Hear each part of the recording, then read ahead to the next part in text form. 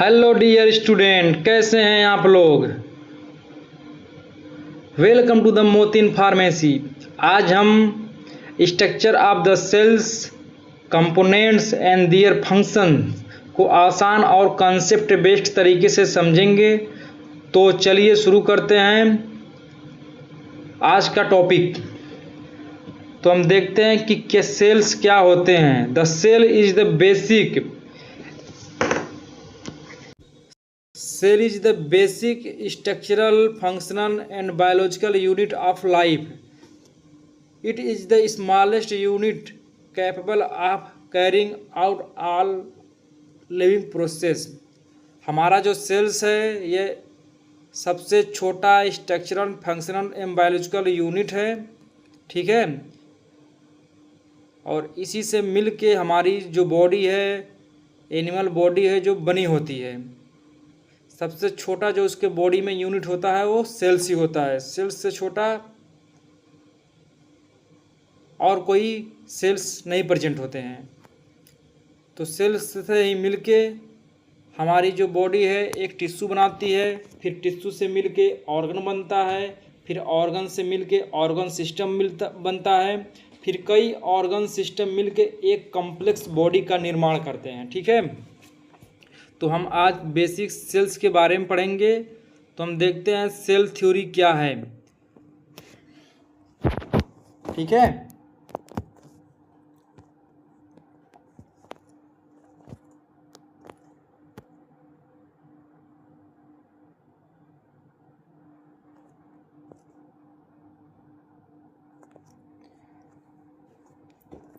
Cell theory.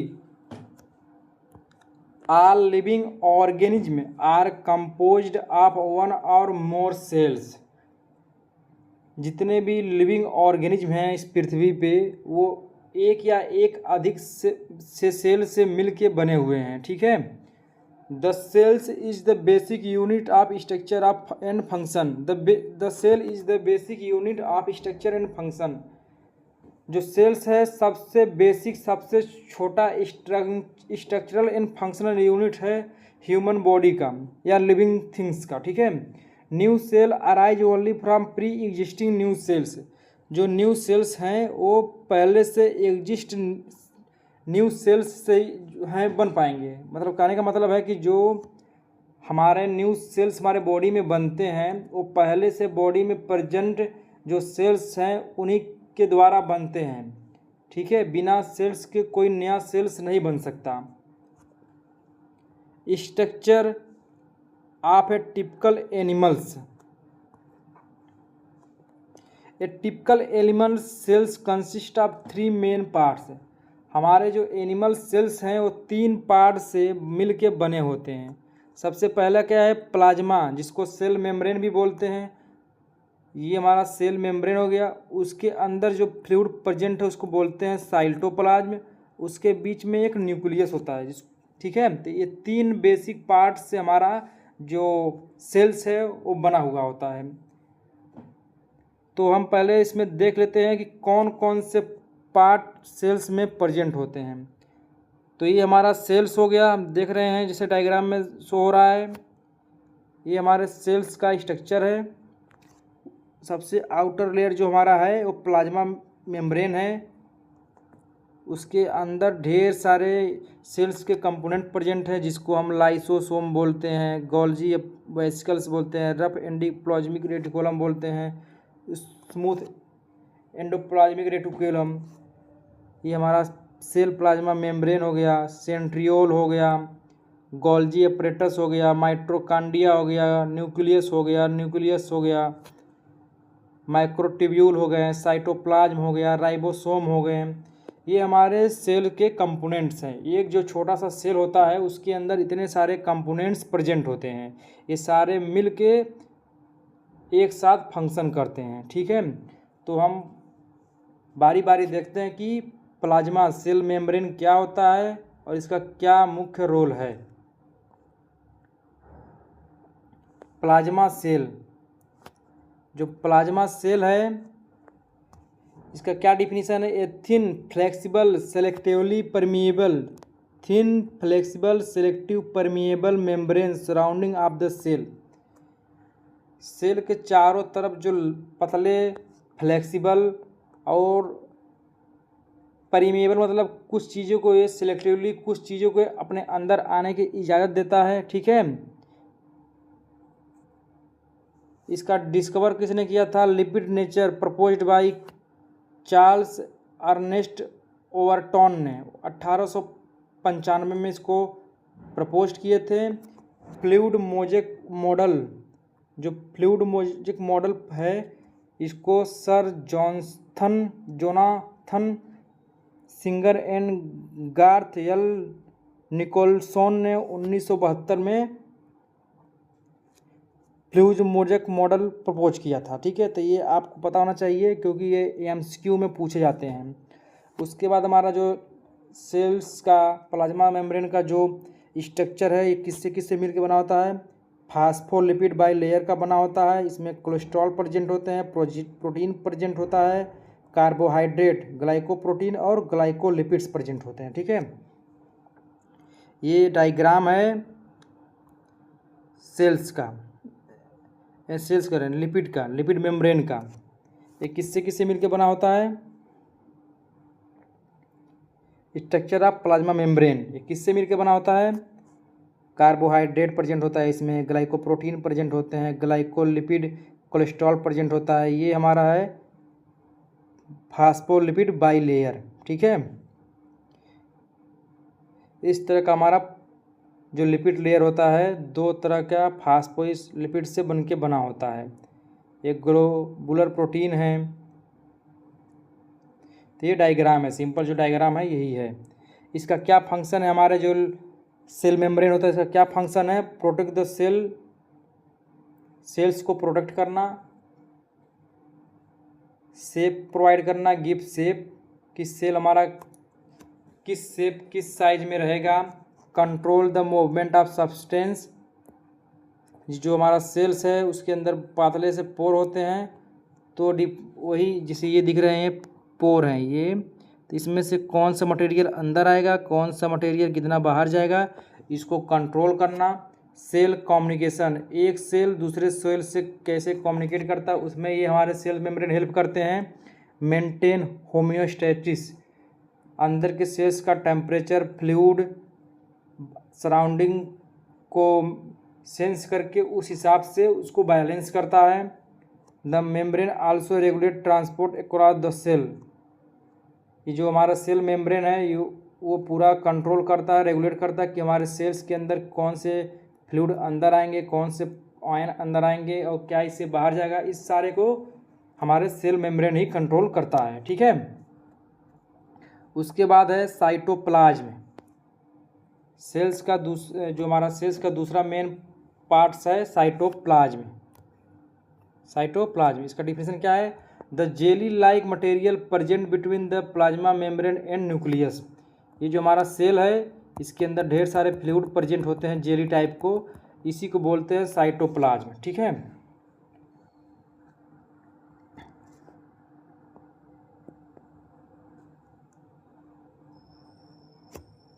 और एक किस किस चीज़ से मिल के बना होता है? साइटोसेल से मिल के बना होता है, सेल ऑर्गेनेली से मिल के बना होता है, उसमें प्रेजेंट होते हैं इंक्लूजन ग्लाइकोजन फैट ड्रॉपलेट्स। जो हमारा लिक्विड होता है उसमें ढेर सारे फैट ड्रॉपलेट्स सब प्रेजेंट होते हैं। उसके बाद इसका क्या फंक्शन होता है? जितना भी मेटाबॉलिक रिएक्शन होते हैं हमारे सारे साइटोप्लाज्म में होते हैं। ये बात आपको याद रखना कि सारे मेटाबॉलिक रिएक्शन सेल्स के जो साइटोप्लाज्म है, जो फ्लूइड है, उसी के अंदर होते हैं। जितने भी ऑर्गेनेली प्रेजेंट होते हैं, गोल्जी अपरेटस हो गया, एंडोप्लाज्मिक रेटिकुलम हो गया, न्यूक्लियस हो गया, वो सारे सेल्स के जो साइटोप्लाज्म है उसी में प्रेजेंट होते हैं, तो उनको ये सपोर्ट्स करता है। ठीक है, और न्यूट्रिशन को स्टोर करता है, और जितने भी इंट्रासेलुलर ट्रांसपोर्ट होता है सेल्स के अंदर, जितने भी ऑर्गेनेली प्रेजेंट होते हैं, एंडोप्लाज्मिक रेटिकुलम हो गया, गोल्जी अपरेटस हो गया, न्यूक्लियस हो गया, इसके अंदर जो सेलुलर ट्रांसपोर्ट हो रहे हैं इंट्रासेलुलर, उनको ये मेंटेन कंट्रोल करता है। उसके बाद है न्यूक्लियस। ठीक है, हमारा जो थर्ड था मेन पार्ट सेल्स का न्यूक्लियस है। ये हमारा स्ट्रक्चर है न्यूक्लियस का, ठीक है, ये न्यूक्लियस का स्ट्रक्चर है।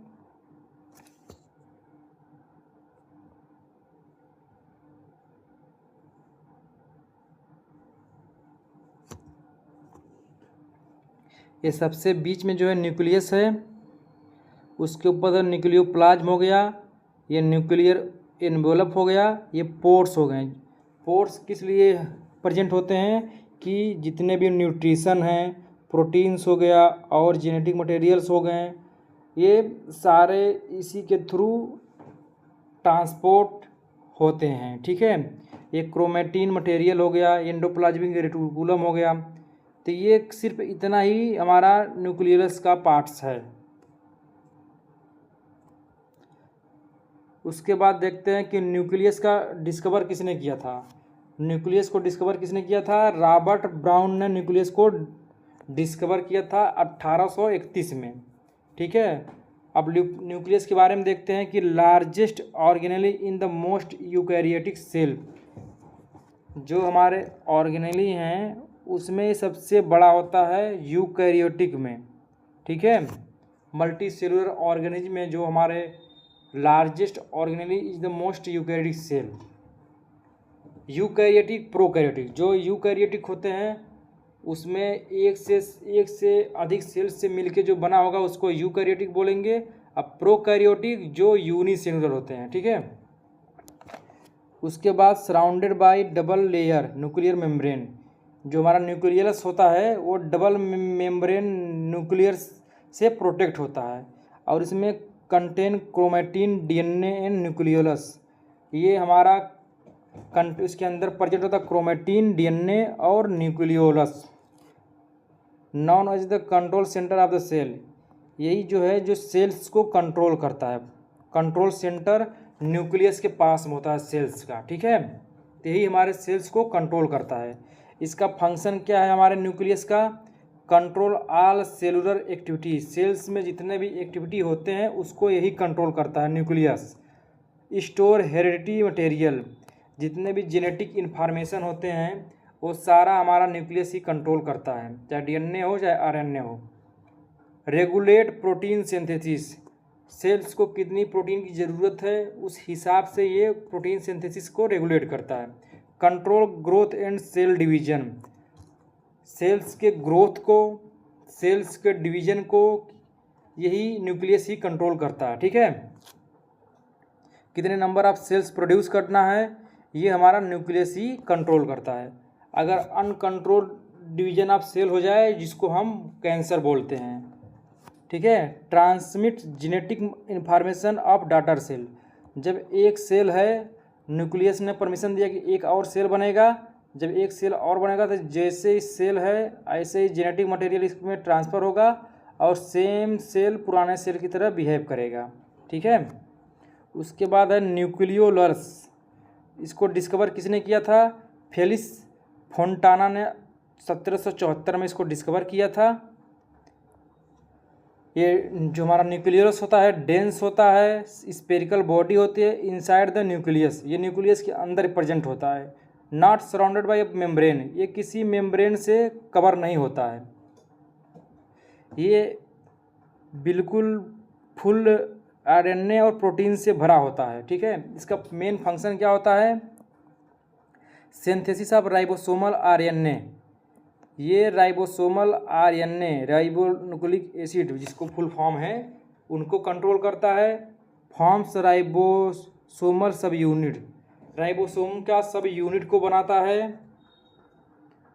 उसके बाद essential for ribosome production, ribosome production में हेल्प करता है, ठीक है। जो हमारा न्यूक्लियस है राइबोसोम के प्रोडक्शन में हेल्प करता है। उसके बाद हमारा नेक्स्ट ऑर्गेनेली है mitochondria. Mitochondria first discovered by Richard Altmann, 1890 में इसको डिस्कवर किए थे। इनका साइंटिस्ट का नाम क्या है? Richard Altmann. और इसका जो नाम दिया था कार्ल बैंडा 1898 में, ठीक है। ये चीज़ें आपको पता होना चाहिए, एक नंबर एमसीक्यू में पूछ सकता है आपसे। अब इसके बारे में देखते हैं। जो हमारा माइटोकॉन्ड्रिया है डबल मेम्ब्रेन बॉन्ड ऑर्गेनेली है, इसमें डबल मेम्ब्रेन प्रेजेंट होता है, एक मेम्ब्रेन दो मेम्ब्रेन, ठीक है। एक मेंबर बाहर से, एक मेंबर अंदर से। Inner membrane form Crysta, Crysta मतलब जो ये मुड़ा हुआ शेप दिख रहा है इसको क्रिस्टा बोलते हैं।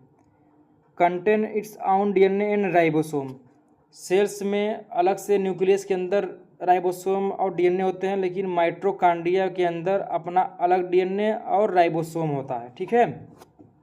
कंटेन इट्स ओन डीएनए और ribosome. Cell is called the powerhouse of cell, इसको पावर हाउस ऑफ सेल्स कहते हैं, ठीक है।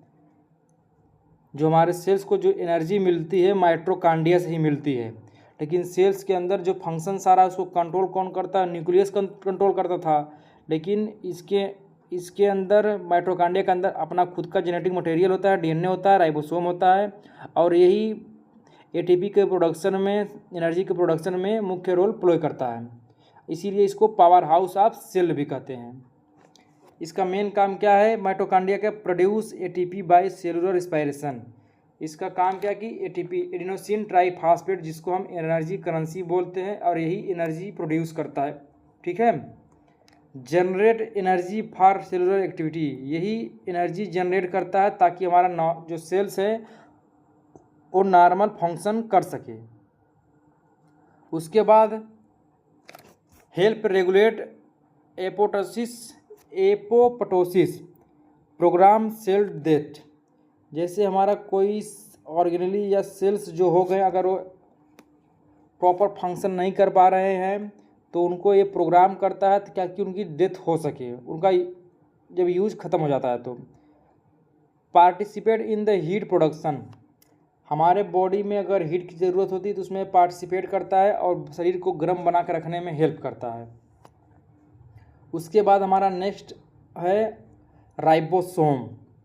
इसको डिस्कवर कौन किया था, जॉर्ज एमिली प्लाडे ने 1955 में इसको डिस्कवर की थी, ठीक है। तो ये भी बात आपको याद रखना चाहिए। राइबोसोम क्या होता है, ribosome are small non membranous organelle, small non membranous organelle, इसके ऊपर मेम्ब्रेन नहीं होता है, जैसे माइटोकॉन्ड्रिया में होता है, न्यूक्लियस में होता है, इसके ऊपर मेम्ब्रेन नहीं होता है। Composed of RNA and proteins, हमारा जो राइबोसोम है ये आरएनए और प्रोटीन से मिलके बना होता है। ये present in free cytoplasm attach to rough endoplasmic reticulum, ये हमारे सेल के साइटोप्लाज्म में प्रेजेंट होते हैं और ये एंडोप्लाज्मिक जो रेटिकुलम है उससे अटैच्ड होते हैं। और राइबोसोम का क्या फंक्शन है, तो राइबोसोम का पहला फंक्शन है साइट ऑफ प्रोटीन सिंथेसिस। जो हमारे सेल्स के अंदर प्रोटीन बनता है, बॉडी के अंदर जो प्रोटीन बनता है वो हमारा राइबोसोम पे ही बनता है। Free ribosome produce cytoplasmic protein, जो फ्री राइबोसोम्स हैं वो साइटोप्लाज्मिक प्रोटीन बनने में हेल्प करते हैं। Attached ribosome synthesise secretory and membrane protein, जो अटैच्ड प्रोटीन राइबोसोम होते हैं वो सिक्रीट करते हैं मेम्ब्रेन प्रोटीन को, ठीक है।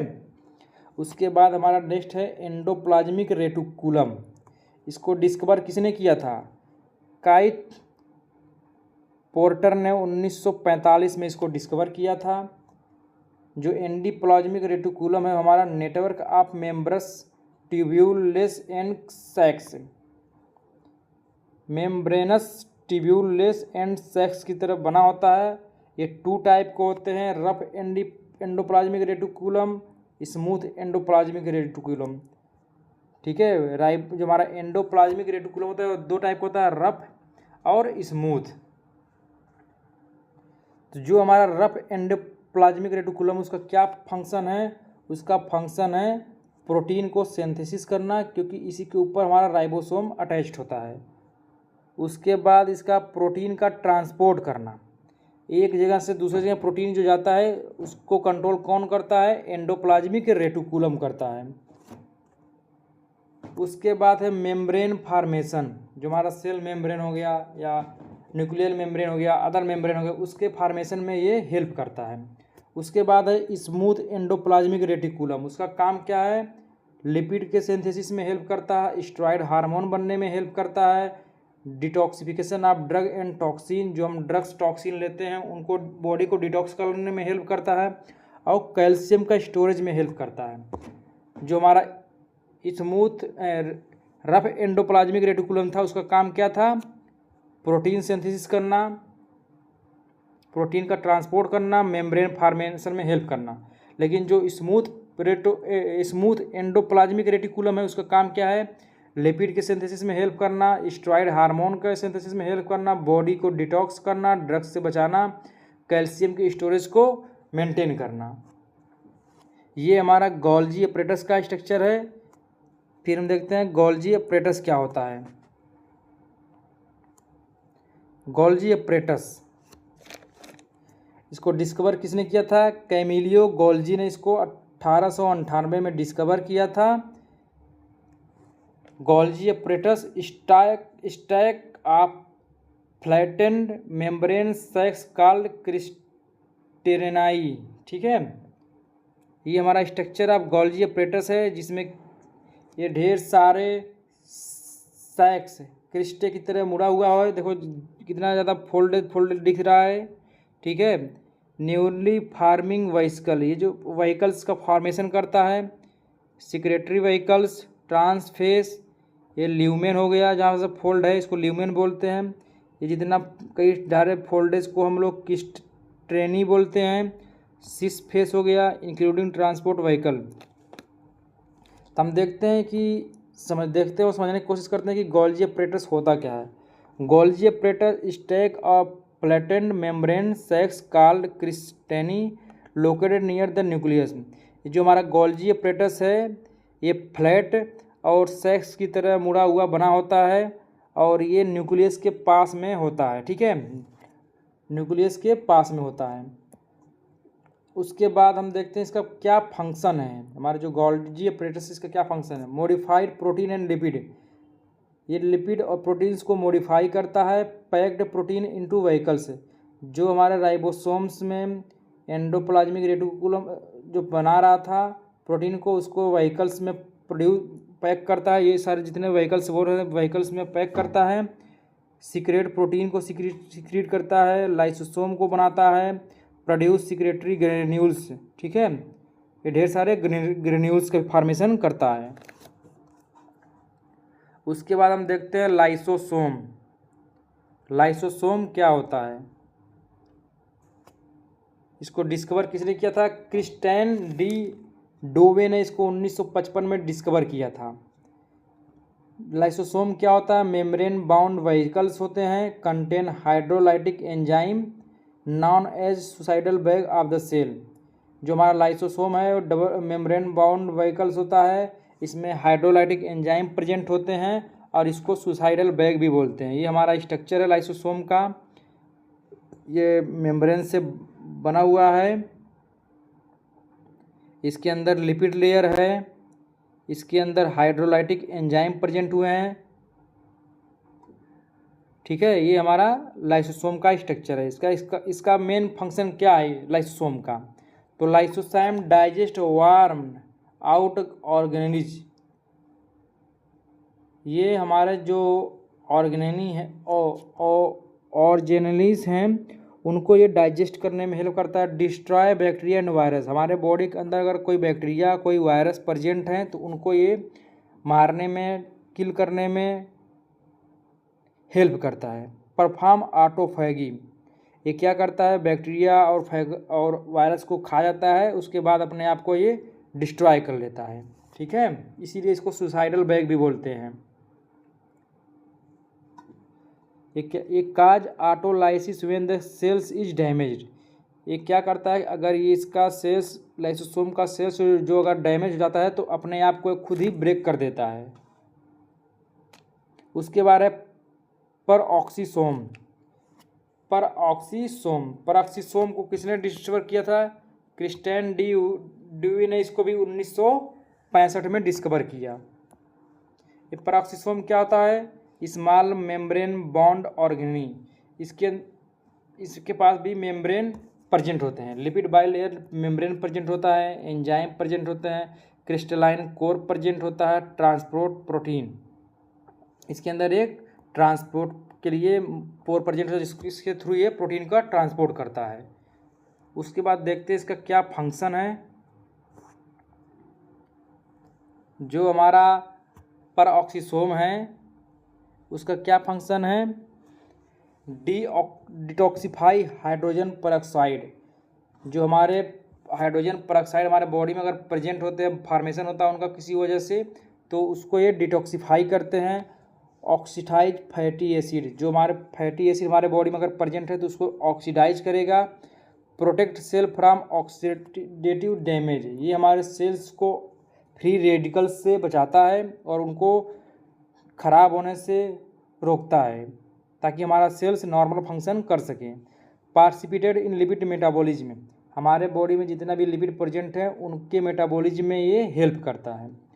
उसके बाद है सेंट्रोसोम, जिसको सेंट्रियोल्स भी बोलते हैं। इसको डिस्कवर किसने किया, थियोडोर बोवेरी ने इसको 1888 में डिस्कवर किया। सेंट्रोसोम क्या होता है, present mainly in animal cell, ये एनिमल सेल्स में ही प्रेजेंट होता है। Consist of 2 centrioles arrange at right angle, ये 2 सेंट्रियोल्स से मिल के बना होता है और राइट एंगल पे प्रेजेंट होते हैं। ठीक है, ये हमारा स्ट्रक्चर ऑफ सेंट्रियोल्स है। उसके बाद देखते हैं सेंट्रियोल्स का क्या फंक्शन है। ऑर्गेनाइज माइक्रोट्यूब्यूल्स, ये माइक्रोट्यूब्यूल्स को ऑर्गेनाइज करते हैं। Forms spindle fibre during mitosis and meiosis, जब सेल डिवीजन होता है तब ये स्पाइंडल फाइबर का फॉर्मेशन करते हैं। ठीक है, help in chromosome movement during cell division, जब एक सेल से दूसरा सेल बनता है तो क्रोमोसोम को डिवीजन में ये हेल्प करते हैं। ठीक है, उसके बाद है साइटोस्केलेटन। साइटोस्केलेटन को डिस्कवर किसने किया था, develop through the work of Keith R Porter and other cell biologist. ठीक है, इनमें कैथ आर पोर्टर हैं और अदर बायोलॉजिस्ट है। साइटोस्केलेटन क्या होता है, protein framework of the cell composed of microtubule, microfilament, intermediate filament, ये मेनली फिलामेंट से और माइक्रोट्यूब्यूल से मिलके बना होता है। अब इसका क्या फंक्शन है ये देखते हैं। जो हमारे साइटोस्केलेटन का जो मेन फंक्शन है, मेंटेन सेल शेप, ये सेल के शेप को मेंटेन करता है। मान लीजिए सेल अगर गोल में है तो माइक्रोट्यूब्यूल इसमें प्रेजेंट होंगे छोटे छोटे, ये सेल को शेप में मेंटेन करके रखेंगे। अगर ये मान लो लंबा सेल है तो इसको लंबे सेल में मेंटेन करके रखेंगे, राउंड है तो round. Provide mechanical support, pressure को झेलने के लिए इसको एक तरह से मैकेनिकल सपोर्ट प्रोवाइड करता है ताकि सेल्स के ऊपर कोई प्रेशर पड़े तो उसका सेल साइज शेप जो है उसका है एक्चुअल वो बिगड़े ना, उसी शेप में रहे, उसी को रिकवर कर ले। Help in cell movement, cell को एक जगह से दूसरे जगह मूव करना है तो सेल मूवमेंट में हेल्प करता है। इनेबल्स इंट्रासेलुलर ट्रांसपोर्ट, इसके अंदर अगर कुछ जाना है तो माइक्रोट्यूब्यूल है, इसके अंदर स्पेस प्रेजेंट है तो कुछ भी इसके अंदर से अंदर और बाहर जा सकता है। असिस्ट इन सेल डिवीजन, एक सेल से दूसरे सेल्स के बनने में ये असिस्ट करता है। ठीक है, तो आज का हमारा ये टॉपिक था जो सेल्स के बारे में था, सेल्स के कंपोनेंट्स के बारे में था। तो उम्मीद है कि आपको सेल्स का ये डायग्राम याद है और इसमें से कुछ जो ऑर्गेनेल्स प्रेजेंट हैं जैसे lysosome, Golgi apparatus, rough endoplasmic reticulum और mitochondria, nucleus, nucleolus, microtubule, cytoplasm, ribosome, इनके बारे में हम देखे हैं। तो आपको बेसिक इस सेल का स्ट्रक्चर याद करके रखना है